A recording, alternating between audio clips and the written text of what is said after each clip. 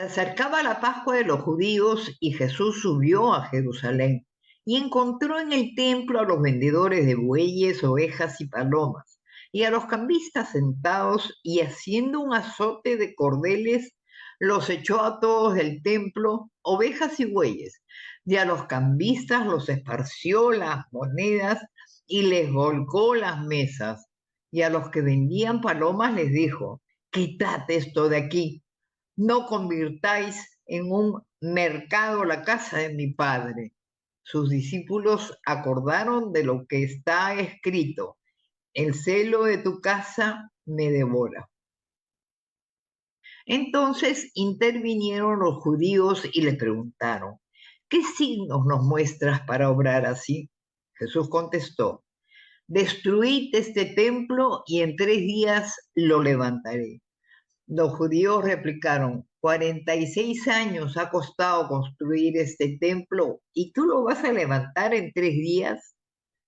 Pero él hablaba del templo de su cuerpo. Saludos mis hermanos del programa Sintonía Divina. Estamos ya en la tercera semana de Cuaresma y este es nuestro programa número 98, en el que vamos a meditar sobre la ruta cuaresmal hacia el amor y el perdón. Efectivamente, en esta semana tercera de Cuaresma sacamos las cuentas, ¿no? Y notamos que nos faltan 3 semanas para la Pascua.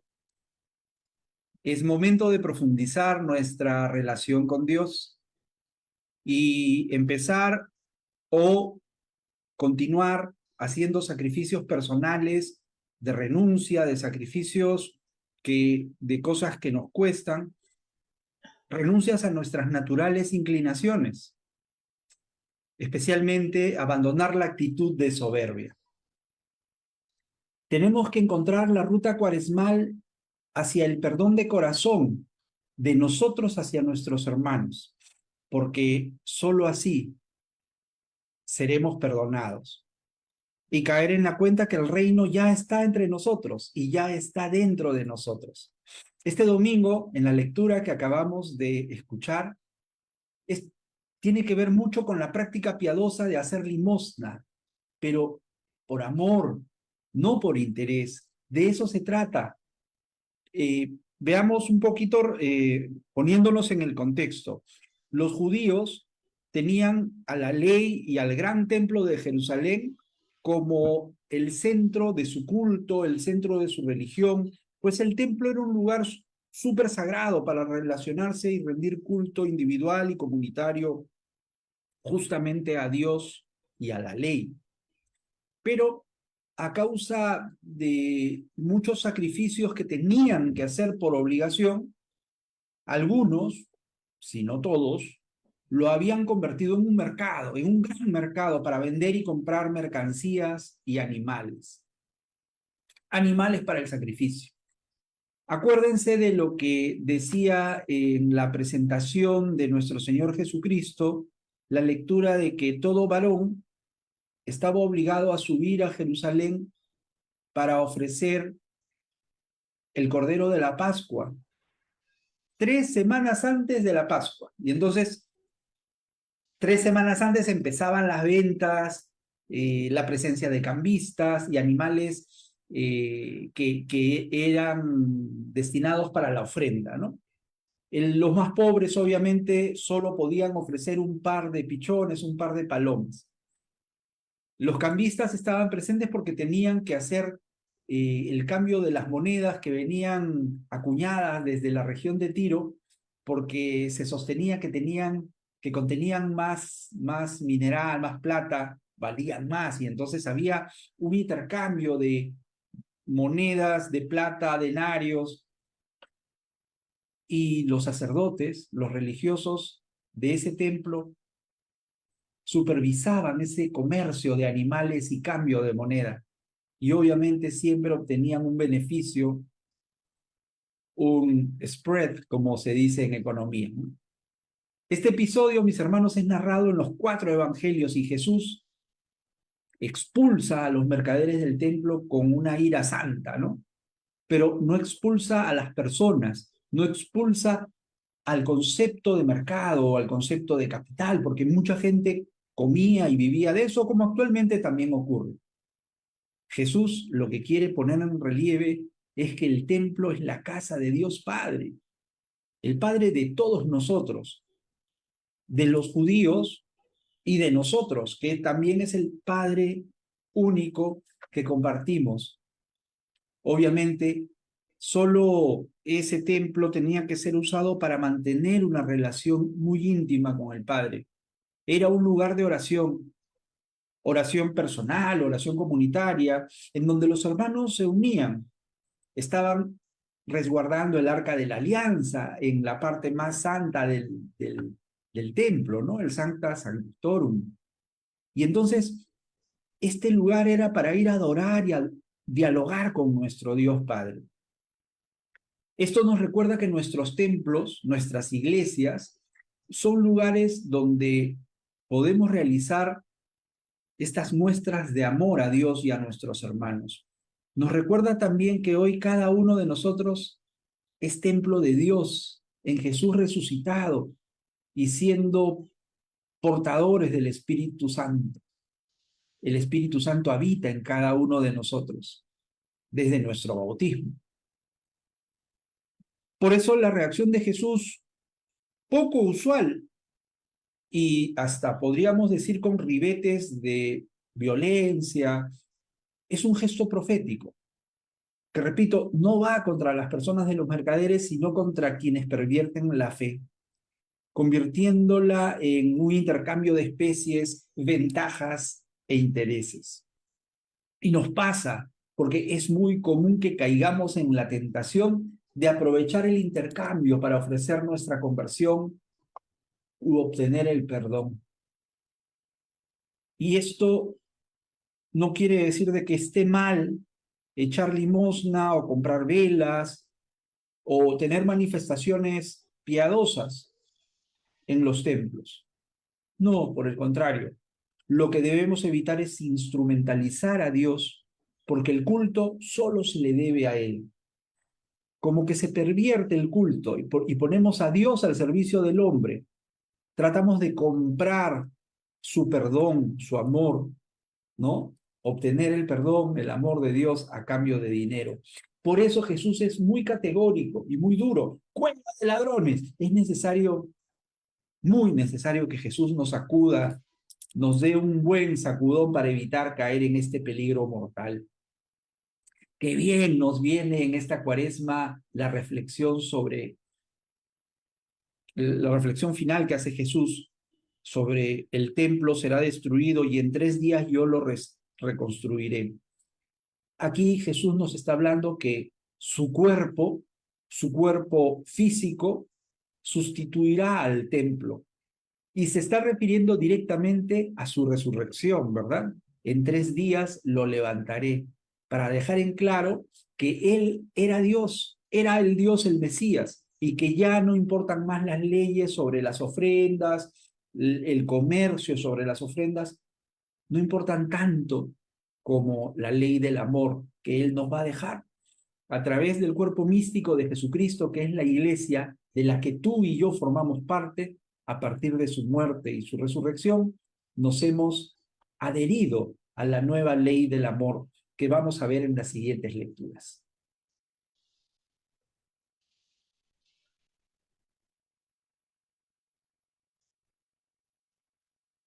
Habiendo llegado Jesús a Nazaret, le dijo al pueblo en la sinagoga: en verdad os digo que ningún profeta es aceptado en su pueblo. Puedo aseguraros que en Israel había muchas viudas en los días de Elías, cuando estuvo cerrado el cielo 3 años y 6 meses, y hubo una gran hambre en todo el país. Sin embargo, a ninguna de ellas fue enviado Elías, sino a una viuda de Serepeta en el territorio de Sidón. Y muchos leprosos había en Israel en tiempos del profeta Eliseo. Sin embargo, ninguno de ellos fue curado, sino a Amán, el sirio. Al oír esto, todos en la sinagoga se pusieron furiosos y levantándose, Lo echaron fuera del pueblo y lo llevaron hasta un precipicio del monte sobre el que estaba edificado su pueblo con intención de despeñarlo. Pero Jesús se abrió paso entre ellos y seguía su camino.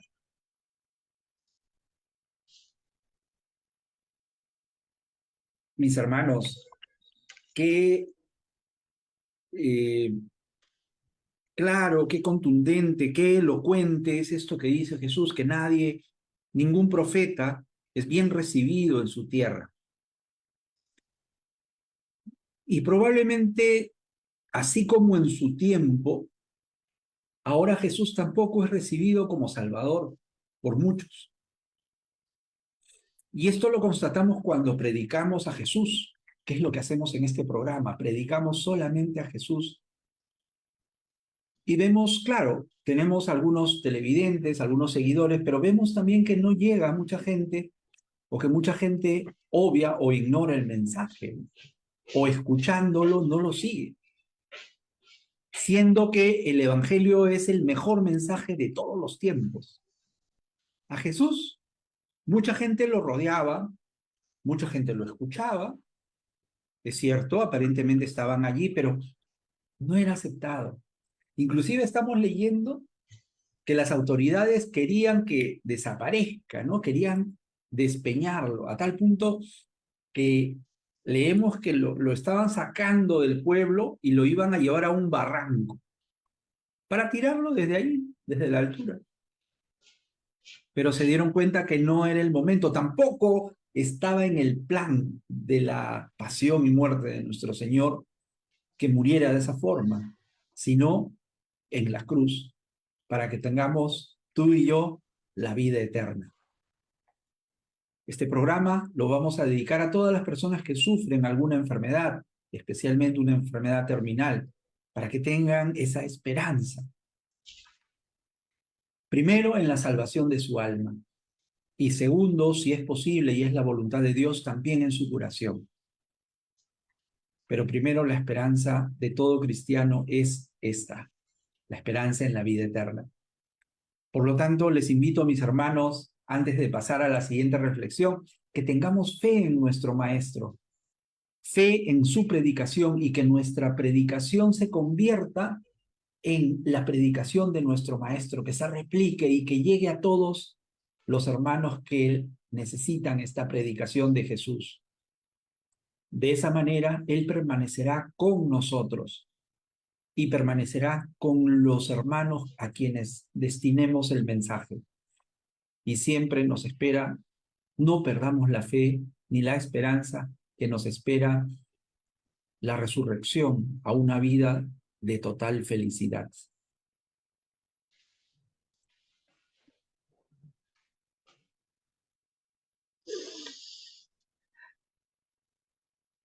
Acercándose Pedro a Jesús le preguntó, Señor, si mi hermano me ofende, ¿cuántas veces tengo que perdonarlo? ¿Hasta 7 veces? Jesús le contesta, no te digo hasta 7 veces, sino hasta 70 veces 7. Por esto se parece el reino de los cielos a un rey que quiso ajustar las cuentas con sus criados. Al empezar a ajustarlas, le presentaron uno que debía 10.000 talentos. Como no tenía con qué pagar, el Señor mandó que lo vendieran a él con su mujer y sus hijos y todas sus posesiones y que pagara así. El criado, arrojándose a sus pies, le suplicaba diciendo, ten paciencia conmigo y te lo pagaré todo. Se compadeció el señor de aquel criado y lo dejó marchar, perdonándole la deuda. Pero al salir, el criado aquel encontró a uno de sus compañeros que le debía 100 denarios y agarrándolo lo estrangulaba diciendo, págame lo que me debes. El compañero, arrojándose a sus pies, le rogaba diciendo, ten paciencia conmigo y te lo pagaré. Pero él se negó y fue y lo metió en la cárcel hasta que pagara lo que debía. Sus compañeros al ver lo ocurrido quedaron consternados y fueron a contarle a su señor todo lo sucedido. Entonces el Señor lo llamó y le dijo, siervo malvado, toda aquella deuda te la perdoné porque me lo rogaste. ¿No debías tú también tener compasión de tu compañero como yo tuve compasión de ti? Y el Señor, indignado, lo entregó a los verdugos hasta que pagara toda la deuda. Lo mismo hará con vosotros mi Padre Celestial, si cada cual no perdona de corazón a su hermano. Importante es que repasemos esta lectura del siervo que no supo perdonar, ahora justamente en Cuaresma, y que estamos hablando acerca del perdón de corazón. Perdonar de corazón para que yo pueda ser perdonado. ¿Cuántas veces, Señor? Pregunta Pedro. Y Jesús le contesta 70 veces 7. Pues lo mismo hará mi Padre Celestial si cada uno de ustedes no perdona de corazón a sus hermanos. La pregunta de Pedro es muy actual, muy práctica para ti y para mí en estos días de Cuaresma. Justamente en Cuaresma es cuando no podemos dejar de lado el perdón de mí hacia otros, el perdón de mí hacia mí mismo y el perdón de Dios hacia todos. Muchas veces tú y yo nos sentimos muy ofendidos al extremo de no querer perdonar. Pero Jesús hoy quiere que tengamos ese encuentro con el perdón a través de este diálogo con Pedro. ¿Te acuerdas de la lectura que hicimos, que debemos tener caridad con nuestros enemigos? Orar por ellos. El número 7 sabemos que es un número simbólico en los textos bíblicos. Es un número que nos habla de la plenitud. Por eso 70 veces 7 no es 7 por 7, es 70 veces 7. O sea, siempre, siempre, como dice el catecismo en el canon 2845. Con esta lectura el Señor nos invita a cambiar el chip y a responder a las ofensas o a las deudas de otros con compasión, con misericordia. Muchas veces reclamamos justicia y la justicia retributiva, que muera el asesino, ¿no? O que le corten el brazo al que roba, ojo por ojo, diente por diente, decía la ley del talión. Y esto es porque nuestra visión humana es muy limitada, cuando en realidad el Señor nos enseña hoy la misericordia. Claro, no es lo primero que se nos ocurre, ¿no? Cuando estamos en esta situación.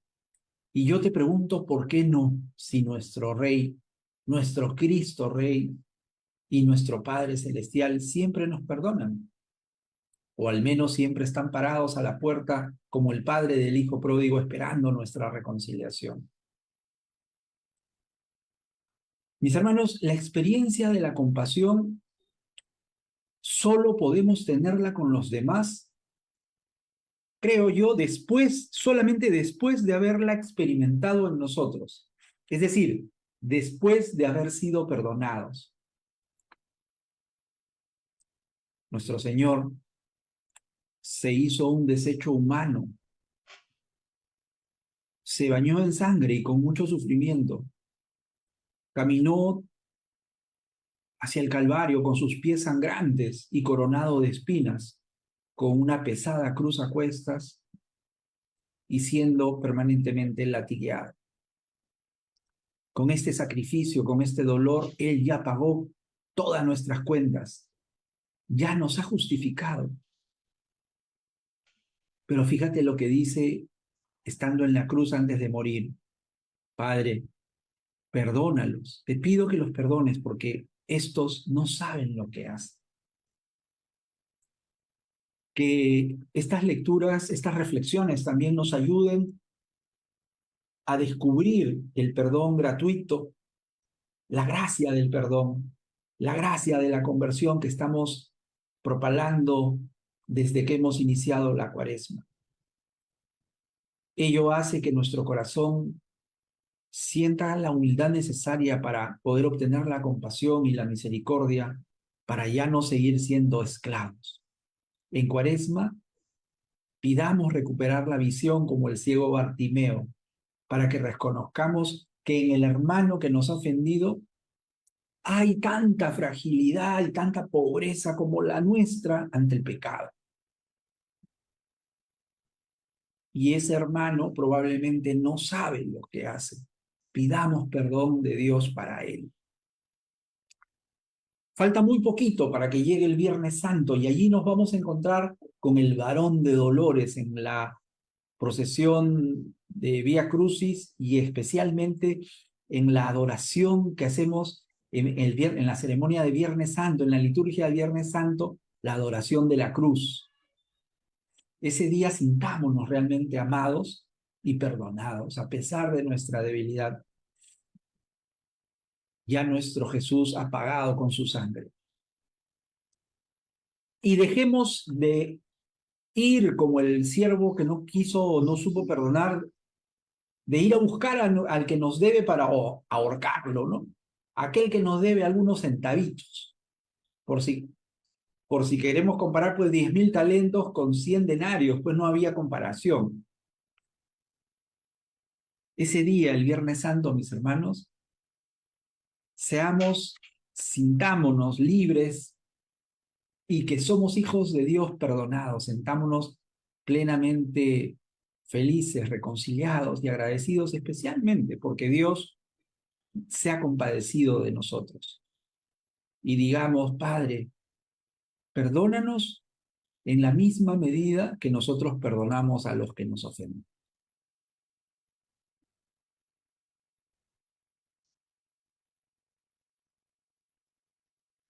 Dijo Jesús a sus discípulos, no creáis que he venido a abolir la ley y los profetas. No he venido a abolir, sino a dar plenitud. En verdad os digo que antes pasarán el cielo y la tierra que deje de cumplirse hasta la última letra o tilde de la ley. El que se salte uno solo de los preceptos menos importantes, se lo enseñé así a los hombres, será el menos importante en el reino de los cielos. Pero quien los cumpla y enseñe, dijo Jesús a sus discípulos, y enseñe será grande en el reino de los cielos.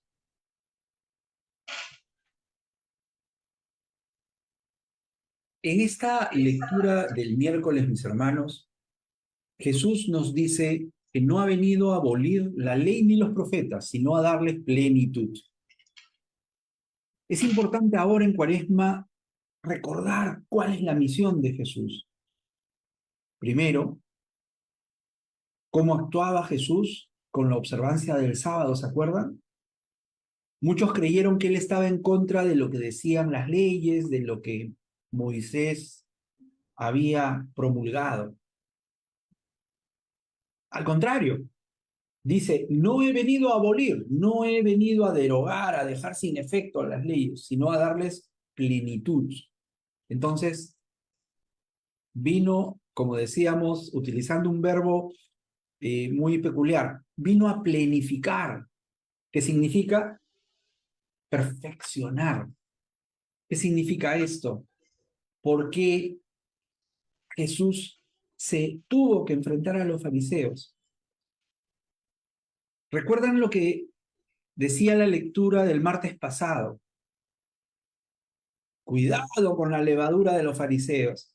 Hagan lo que ellos dicen, pero no hagan lo que ellos hacen.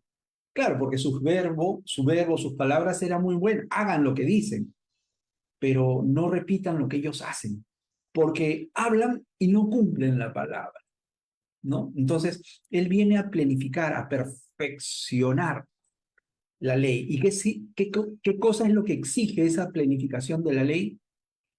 Una transformación, una transfiguración, sin dejar de lado, obviamente, la ley antigua. No hay que dejarla de lado. Tampoco no se trata de dejarla de lado, sino hay que mejorarla y hay que tener en cuenta que Jesús nos trae una buena nueva, nos trae una nueva alianza sellada con su muerte, con su resurrección.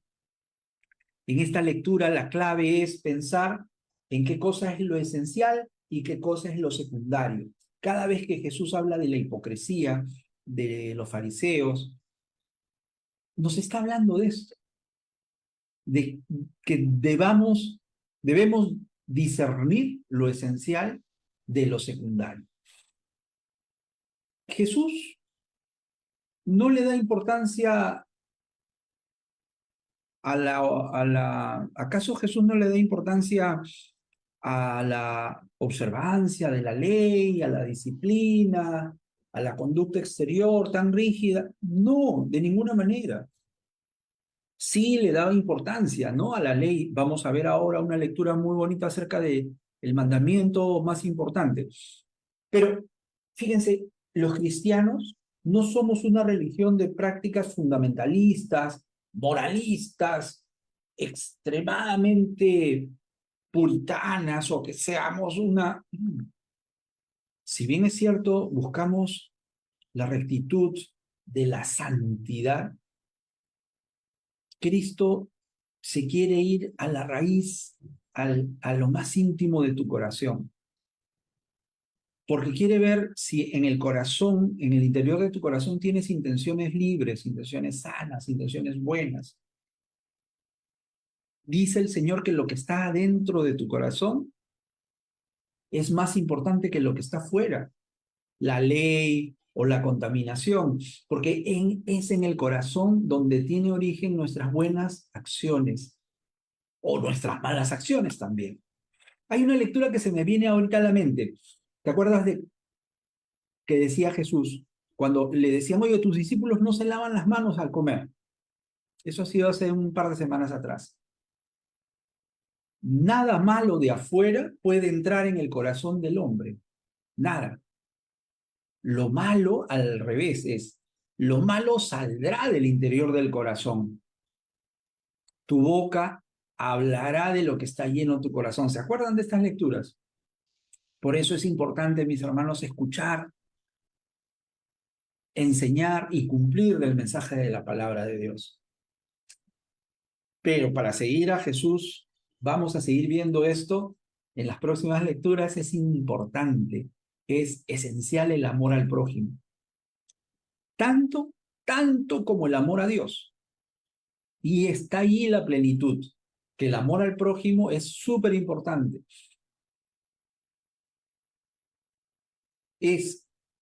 La plenitud del amor significa que se trata de un amor cuya medida es que no tiene medida. Esa es la naturaleza del amor pleno. Es un amor que va más allá de todo cálculo. Nos va a costar a algunas personas que no somos matemáticos multiplicar 70 veces 7, ¿verdad?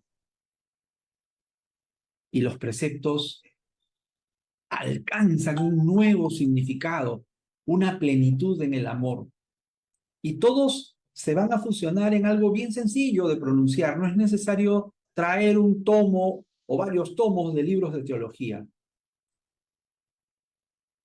Lo más importante es ama a Dios con todo tu corazón y ama al prójimo como a ti mismo.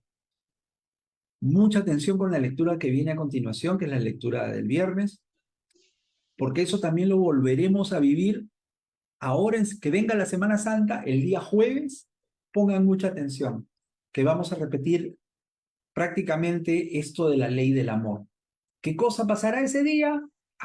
No se la pierdan en la liturgia del Jueves Santo. Mientras tanto, hagamos nuestra lectura del día viernes.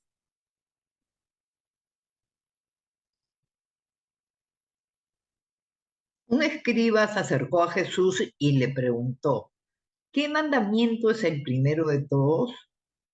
Respondió Jesús, el primero es, escucha Israel, el Señor nuestro Dios es el único Señor. Amarás al Señor tu Dios con todo tu corazón, con toda tu alma, con toda tu mente, con todo tu ser. El segundo es este, amarás a tu prójimo como a ti mismo. No hay mandamiento mayor que esto. El escriba replicó, muy bien, maestro, sin duda tienes razón cuando dices que el Señor es uno solo y no hay otro fuera de él, y que amarlo con todo el corazón, con todo el entendimiento y con todo el ser, y amar al prójimo como a uno mismo, vale más que todos los holocaustos y sacrificios.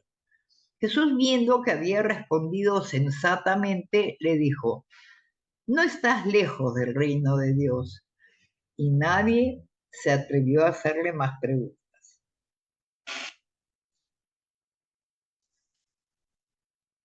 ¿Se entendió, mis hermanos? Esta lectura es muy elocuente, muy explícita. ¿Cuál es el mandamiento más importante? Es lo que le pregunta a este escriba, ¿no?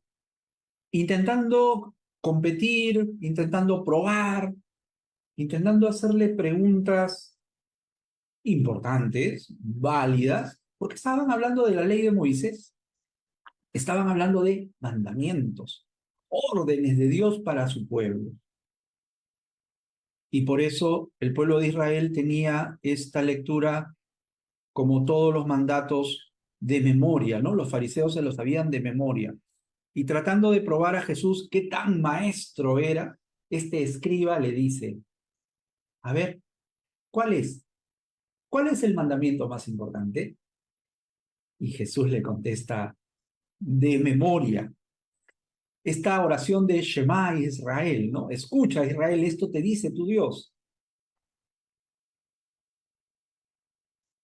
Yo soy tu Dios, tu único Señor, ¿no?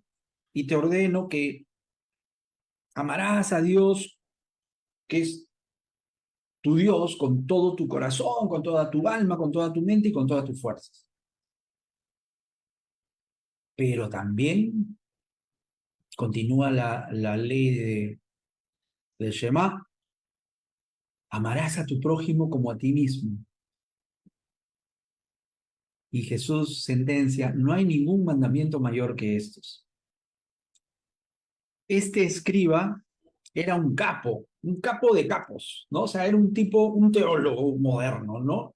Y le hace una pregunta con trampita, ¿no? Sobre el mandamiento. ¿Tú qué dices? ¿Cuál es el mandamiento más importante? A ver si Jesús, probando la capacidad académica de Jesús. Y Jesús le responde con el texto de memoria de las Escrituras. Esto lo podemos encontrar en Deuteronomio y Levítico, en donde se resalta cómo debemos amar a Dios. Sí, con todo tu corazón, con toda tu alma, con toda tu mente, tratando de destacar que debes de amarlo con todas sus potencialidades intelectuales, no solamente con el corazón y el alma, sino también con tu mente y también con todas tus fuerzas. Jesús confirma de memoria que sabe las leyes, que conoce y que las está cumpliendo. Él tiene la capacidad de proclamar, tanto como los escribas y fariseos, proclamar las citas de la ley, de los libros sagrados, de la Torá, del Pentateuco. Jesús las hace suyas, pero las plenifica. ¿Se acuerdan de la lectura anterior?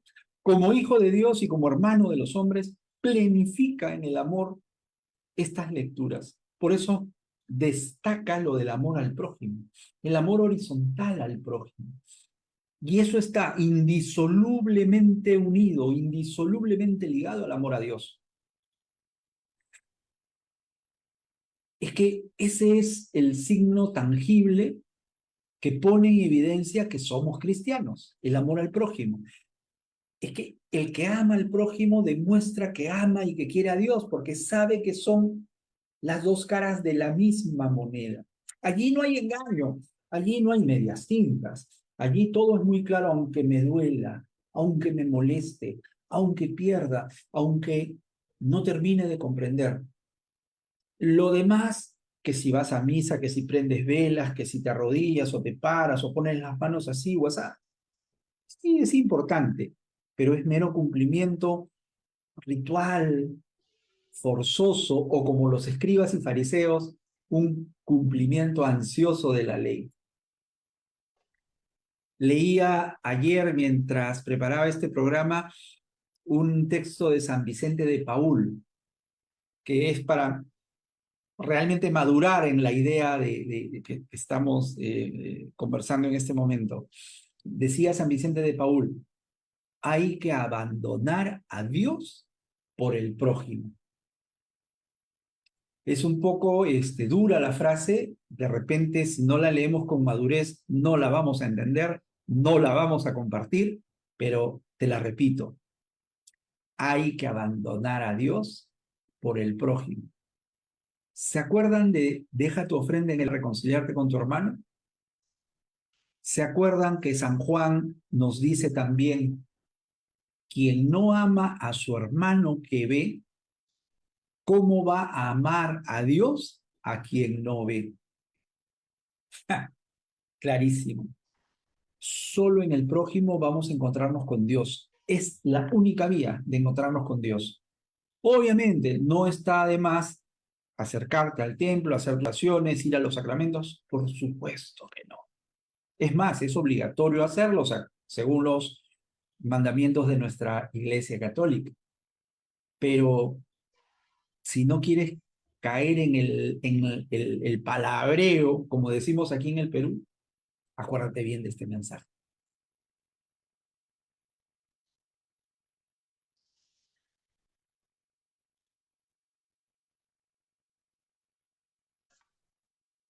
En aquel tiempo dijo Jesús a los demás: dos hombres subieron al templo a orar.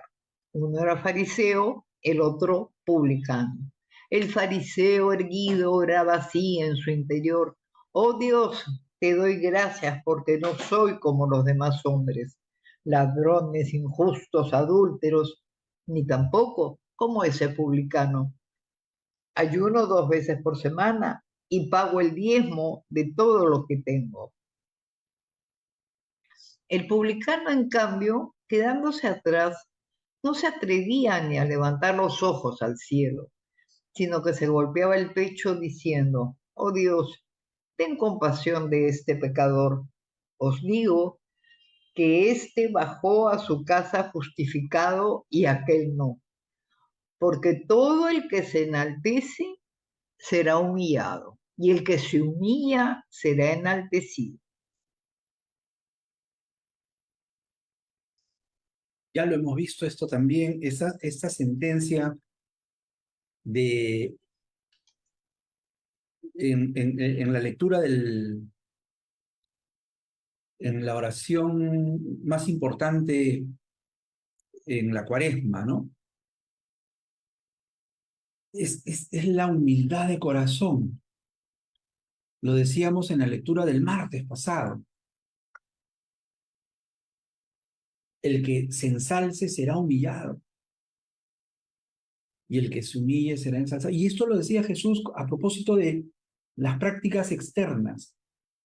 La parábola del fariseo y el publicano nos explica muy bien cómo ha de ser nuestra oración. Humilde, oración de corazón. El fariseo se vanagloriaba, mientras el publicano ni siquiera se atrevía a acercarse a la parte delantera. Lucas nos explica desde sus primeros versículos en el capítulo 18 cómo debe ser de persistente nuestra oración. Te invito a que revises el capítulo 18 en la parte inicial, donde Lucas nos habla de la perseverancia de la oración y no hay que desanimarse nunca, ¿no? ¿Cuál es? Esta lectura nos marca la pauta de el culto que verdaderamente es el que desea nuestro Padre Dios. Ojo, la introducción de este evangelio va recontradirigida, muy bien planteada a aquellos que confiaban en sus propias fuerzas para considerarse justos y subestimaban a los demás, ¿no? Yo no soy como esos de allá atrás, hipócritas, adúlteros, yo doy el diezmo, hago ayuno 3 veces a la semana. ¿Cómo es eso? Santidad y desprecio hacia los otros. ¿Qué es lo que tiene nuestro corazón? Esto hace que se pierda el verdadero sentido de la oración. Claro, porque se pierde la igualdad y el amor hacia todos los que somos hijos de Dios. Y Jesús nos dice y nos pide cómo debe ser nuestro corazón en el momento de orar. En esta parábola estamos viendo a dos personajes y sendas oraciones, ¿no? Las oraciones son idénticas, son iguales. ¿Por qué se dirigen a Dios? Porque tienen mucha piedad. Pero, cuidadito.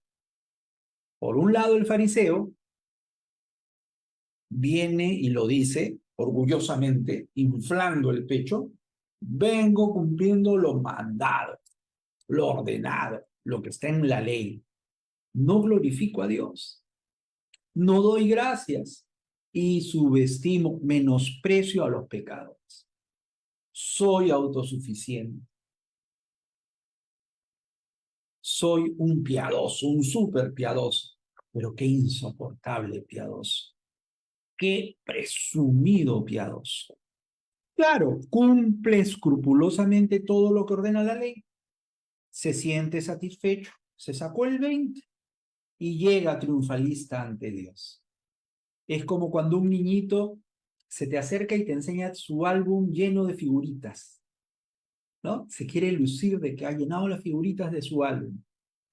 Claro, es una fe inmadura, pues, porque el niñito lo que quiere es reafirmación. Y este fariseo lo que quería es reafirmarse cuando Dios sabe muy bien lo que hay en su corazón.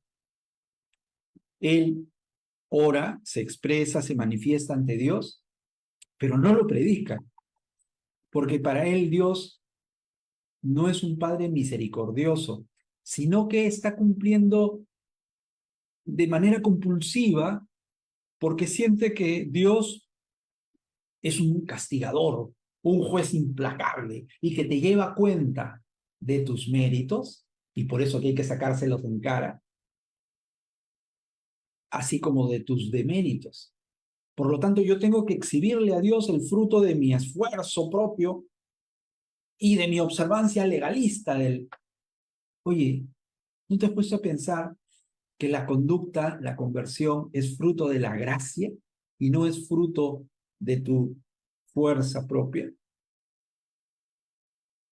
Él solito se ensalza, él solito se pone como protagonista y Dios queda en un segundo plano. Acá estoy yo. Oración palabrera, larga, tediosa. ¿Se acuerdan en la introducción de la lectura del Padre Nuestro? No palabreen como los gentiles que creen que porque por hablar mucho van a ser escuchados. Mientras tanto, la oración del publicano se sabe pecador, humildemente, de manera breve, sencilla, es más eficiente, porque se humilla.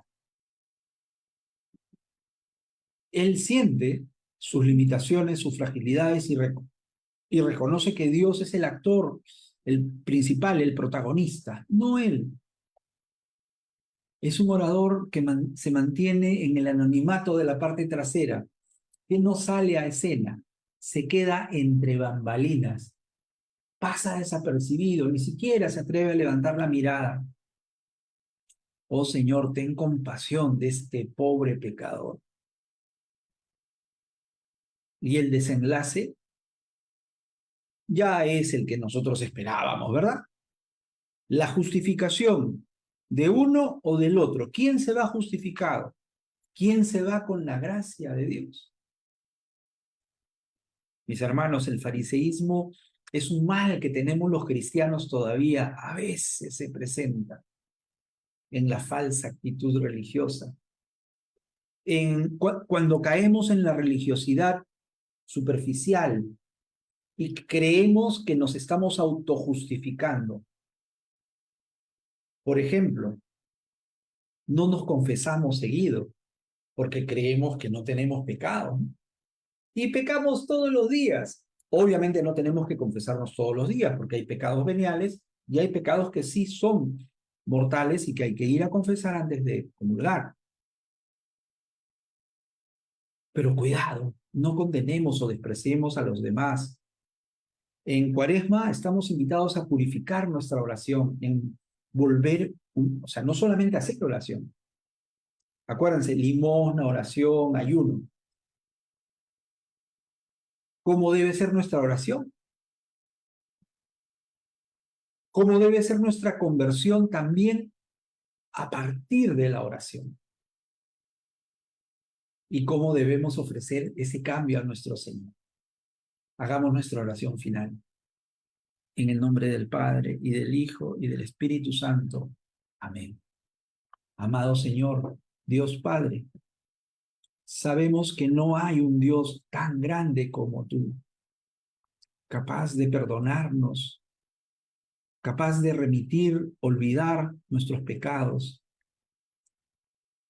Tu amor y misericordia son grandes, Señor, y pasas por alto nuestras faltas. Tú no eres un Dios autoritario que solamente nos da mandatos, que nos exige y nos castiga. No eres un juez implacable. No conservas cólera contra nuestros pecados.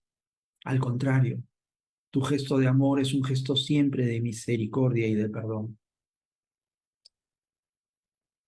Te pedimos nosotros, pecadores, que te vuelvas a compadecer de tu pueblo.